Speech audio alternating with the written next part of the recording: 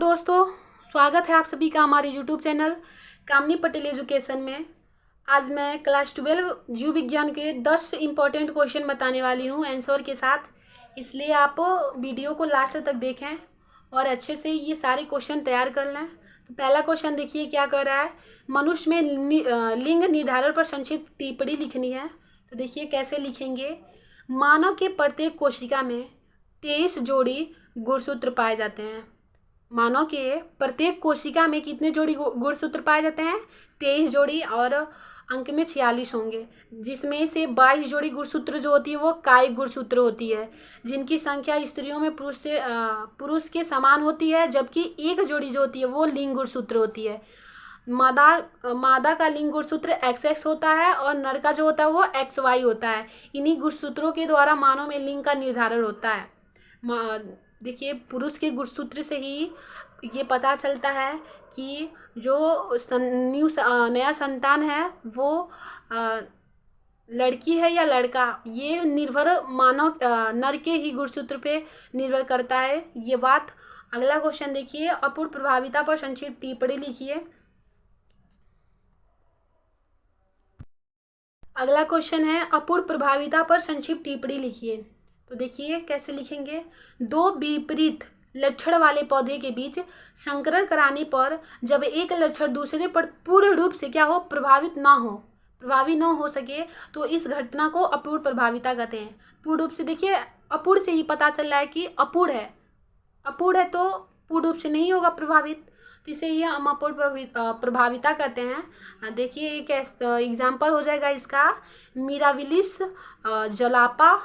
देखिए ये एक दो क्या विपरीत लक्षण वाले पुष्प लेंगे ना, तो एक लाल पुष्प ले लिया और एक सफ़ेद ले लिया।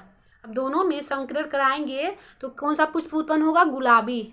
ना ही लाल होगा नया संतान, ना ही लाल होगा ना ही सफ़ेद होगा, दोनों का मिक्स होके रहेगा, पूर्ण रूप से नहीं आएगा तो गुलाबी ही होगा ना, दोनों मिलाएंगे तो गुलाबी होगा।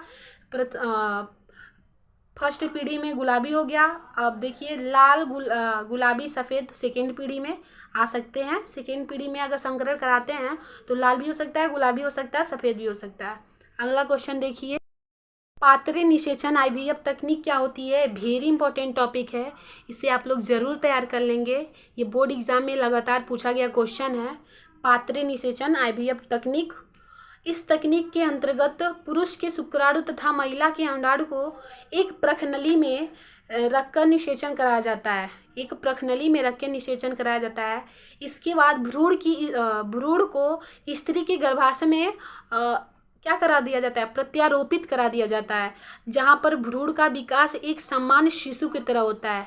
ये तकनीक देखिए जो IVF तकनीक होती है, ये इसमें क्या किया जाता है, पुरुष का शुक्राणु और मादा का अंडाणु को लेकर एक प्रखनली में रख दिया जाता है, डॉक्टर की निगरानी में अच्छे से रख दिया जाता है। फिर दोनों में संकरण कराया जाता है, जिससे भ्रूण का निर्माण होता है। और भ्रूण स्त्री के गर्भाशय में जब भ्रूण सही से हो जाता है तो उस भ्रूण को स्त्री के गर्भाशय में प्रत्यारोपित कर दिए जाते हैं। अगला क्वेश्चन देखिए, अनुकूलन को परिभाषित कीजिए। अनुकूलन क्या होता है? देखिए पौधों में अपने आप को वातावरण में ढालने की जो क्षमता होती है उसे ही अनुकूलन कहते हैं। जैसे कि सर्दी में वो अधिक सर्दी पड़ती है तब भी वो उससे उन्हें हानि नहीं मिलती है, उसमें वो अनुकूलित हो जाते हैं। गर्मी में भी और सर्दी में भी वो कपड़े तो पहनते नहीं ना पौधे, तो वही अनुकूलन होता है कि जो पौधे में अपने आप को वातावरण में ढालने की क्षमता होती है उसे ही हम अनुकूलन कहते हैं। पौधे की बाह्य संरचना तथा आंतरिक संरचना पर वातावरण का प्रभाव नहीं पड़ता है। मनुष्य में देखते हैं अगर सर्दी आ जाती है तो वो लगते हैं स्वेटर पहनने, पौधे तो पहनते नहीं, क्योंकि वो अपने आप को उसी वातावरण में क्या करते हैं, ढाल लेते हैं। अगला क्वेश्चन देखिए, टीकाकरण पर संक्षिप्त टिप्पणी लिखिए। ये भी वेरी इंपॉर्टेंट टॉपिक है। टीका जो है निलंबित कोशिकाओं, सूक्ष्मजीवों या कोशिकाओं द्वारा उत्सर्जित एक पदार्थ होता है। क्या होता है? टीका निलंबित कोशिकाओं, सूक्ष्मजीवों या कोशिकाओं का द्वारा उत्सर्जित एक पदार्थ होता है जिसका उपयोग प्रतिरक्षा प्रदान करने हेतु कार्य किया जाता है। सर्वप्रथम इसका खोज सन 1789 ईस्वी में किया गया था। कौन किया था? जेनर ने किए चेचक के टीके की खोज किसने किए? एडवर्ड जेनर ने किया था। और अगला क्वेश्चन देखिए, मानव जीनोम परियोजना पर संक्षिप्त टिप्पणी लिखिए। मानव जीनोम परियोजना वेरी इंपॉर्टेंट है। देखिए, मानव जीनोम परियोजना एक बहुत बड़े स्तर की परियोजना है जिसके अंतर्गत मनुष्य के जीनोम में उपस्थित समस्त जीनों की पहचान की जाती है। मानव जीनोम में 3 × 10⁻⁹ क्षार युग्म होते हैं। कितने होते हैं? 3 × 10⁻⁹। 3 × 10⁻⁹। अब आपको दिखाई दे रहा होगा अच्छे से। 3 × 10⁻⁹ क्षार युग्म होते हैं तथा प्रतिरक्षा पहचानने में लगभग $3 का प्रयोग किया जाता है।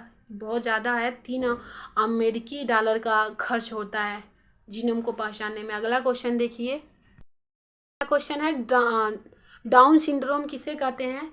यह एक गुणसूत्री विकार है, मतलब रोग है। इस रोग में 21वीं जोड़ी गुणसूत्र में 2 के बजाय 3 गुणसूत्र हो जाते हैं, अर्थात गुणसूत्रों की संख्या 46 के बजाय 47 हो जाती है। मनुष्य में गुणसूत्रों की संख्या 46 होती है ना, तो देखिए यहाँ 47 हो गया, तो क्या हो गया? एक विकार उत्पन्न हो गया, रोग उत्पन्न हो गया। इससे देखिए अब क्या क्या हो सकता है। यही अतिरिक्त गुणसूत्र बच्चे की बुद्धि का विकास रोक देती है। इस रोग को मंगोली जड़ता कहते हैं। इस रोग को कैसे पहचानेंगे जानते हैं? वो ये अगर रोग हो जाती है तो बच्चे का जो गला होता है छोटा हो जाता है, मुंह चिपटा हो जाता है, जीभ लटका हुआ, होठ चौड़ा, ऐसे भद्दा दिखता है वो। अगला क्वेश्चन देखिए, अनिषेक फलन क्या होता है? ऐसे फल जिनका निर्माण बिना अंडाशय के होते हैं उसे अनिषेक फलन कहते हैं तथा फल के निर्माण की इस प्रक्रिया को हम अनिषेक फलन कहते हैं। जैसे में अंगूर हो गया, तरबूज हो गया, संतरे हो गया, ये भी वेरी इंपॉर्टेंट टॉपिक है, आप अच्छे से समझ लीजिएगा, तैयार कर लीजिएगा। बहुभ्रूणता किसे कहते हैं? ये वेरी इंपॉर्टेंट टॉपिक है, बहुभ्रूणता। बहुत ईजी भी है और इम्पोर्टेंट भी है।